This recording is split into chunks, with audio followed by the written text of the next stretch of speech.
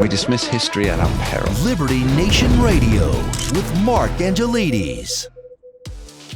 The Supreme Court heard 2 cases on affirmative action, and the resulting arguments were quite something to behold. Most notably, Justice Clarence Thomas came out slaying some far-left dragons. And to report on this, to give us the blow-by-blow account, we're joined in our special Talking Liberty segment by the unwoke warrior, the constitutional crusader, and a man who looks no less manly dressed in his high court jabot than the late RBG, host of the Uprising podcast and Liberty Nation's legal affairs editor, Mr. Scott D. Cosenza, Esquire. Thanks for being here, Scott. Well, with that intro, we can't go wrong, Mark. Thank you so much. Okay, and that's all we have time for on this week. No. All right, so Scott, you listened to the audio, you analyzed the transcript. Obviously, there's going to be, we're going to get a result on these 2 cases. Nearly 5 hours of audio. Which I believe you pointed out, because we actually ran those audios on libertynation.com. But this is like a couple of hours longer than a normal case takes, right? Yes, it is. Oftentimes when there are kind of landmark legal precedents that are fixing to be overturned, or that people, that we think might be, they give additional consideration to. And Roberts has been more generous than other chief justices in this regard. But I actually did the math on the recent abortion and gun control cases, and this weighs in at much longer. So this is the real heavyweight. So I think the most interesting aspect of it was, Scott, as you wrote about in your article for libertynation.com, was Justice Clarence Thomas's reaction to this. Now, this seems that this has been something that he's been waiting for, this fight, for a good long time. It does seem like he pines for it. One of the things that he distinguished himself as, there were many sort of attacks on affirmative action from the 5 or 6 or 7 conservative members of the court who don't like affirmative action, depending on how one counts. But none of them seem to attack the notion directly that this idea of the very idea of diversity adding some significant benefit to an education was itself dubious. That was left to the lone black man on the court, who repeatedly asked the different advocates, what is the benefit?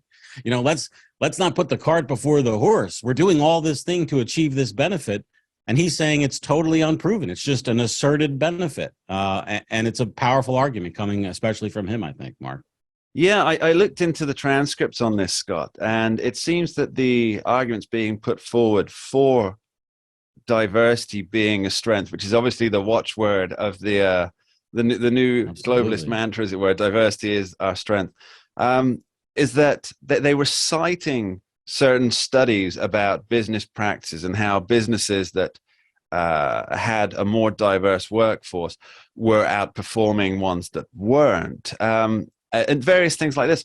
But to me, I looked into some of these studies, and they don't really appear to say that. It's more a correlation causation issue, Scott. Yeah, so it's just sort of what they can wrap their arms around, Mark. It just in lieu of nothing, they put forth that and proclaim it evidence. And for much of their history is that people have been willing to embrace that as some kind of proof to hang their hat on, because to do otherwise would be to suggest that there is no defined benefit, and then you're left where I think the court is going to find those arguments, which is, without much of a garment covering their kind of naked appeal just towards racialism.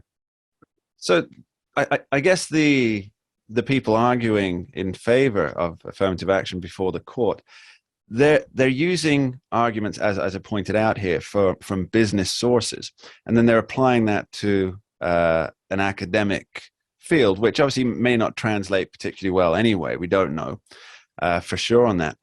But it seems that at the core of it is that they're wanting to redress past wrongs by providing present opportunities in the hope of better future outcomes. Now, I just made that up on the spot, that little thing, but does that make sense? Is that what they're going for? Well, in American law, one of the permissible ways you can discriminate on the basis of race in different areas is by demonstrating a past discrimination against certain groups, and then the law has permitted folks to discriminate for certain groups. And one of the arguments that was posed by the North Carolina, the attorney representing the state of North Carolina in the case, they said that it was because of past discrimination at a specific school that they could be allowed to do this, and that they argued the Supreme Court would be justified in crafting a remedy that allowed discrimination on the basis of race only in schools where they had engaged in past discrimination. But I think it's a bit silly, Mark, the idea that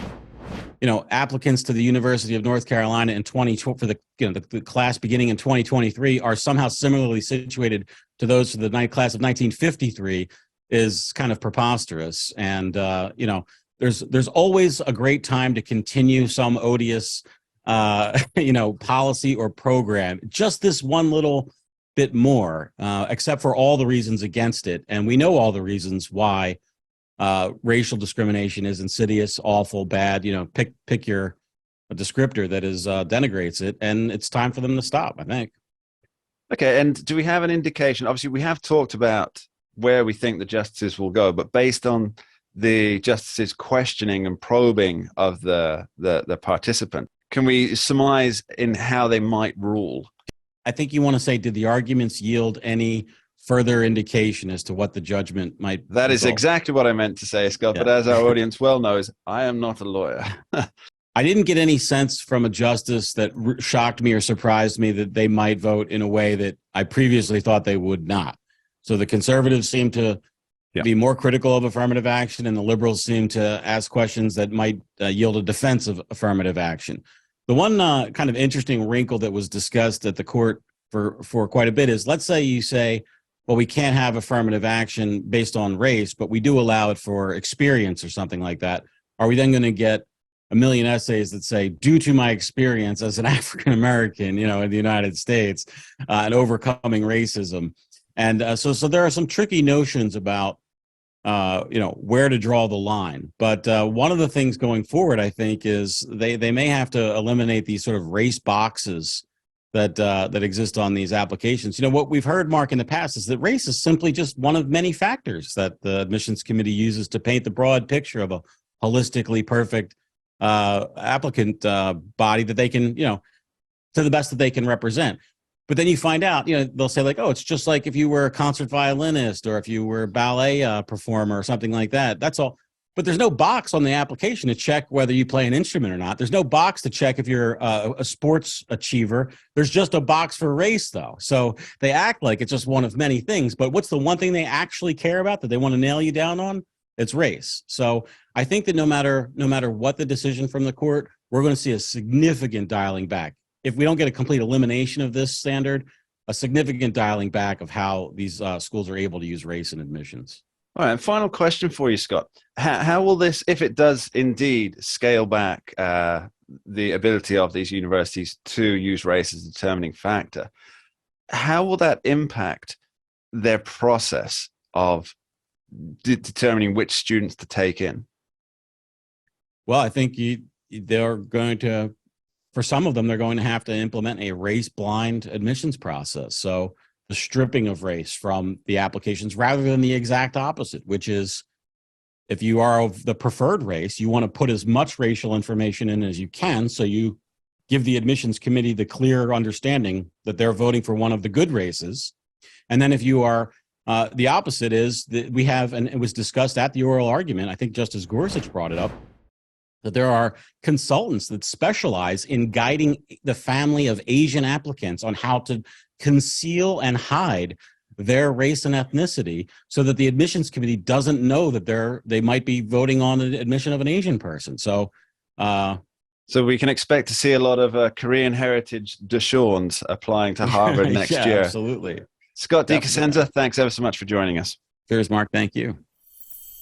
And that's about all we have time for in this special edition of Liberty Nation Radio here on the Radio America Network. I'd like to thank our guests, Tim Donner and Graham J. Noble, Jeff Charles and Sarah Cowgill, and Scott DeCosenza for joining us on our Talking Liberty segment. And of course, my thanks go out to you, the listeners, who I remind to tune in to libertynation.com for election coverage on the night with our special bottom of the hour live updates. And my parting shot for this week concerns those who seek power for the sake of power. We hear trite promises that our would-be politicos only wish to serve their neighbors and their nation. And yet some would say they speak with forked tongue. Now, Euripides wrote more than 2,000 years ago, quote, when one with honeyed words but evil mind persuades the mob, great woes befall the state, end quote. And it seems that little has changed in the intervening millennia.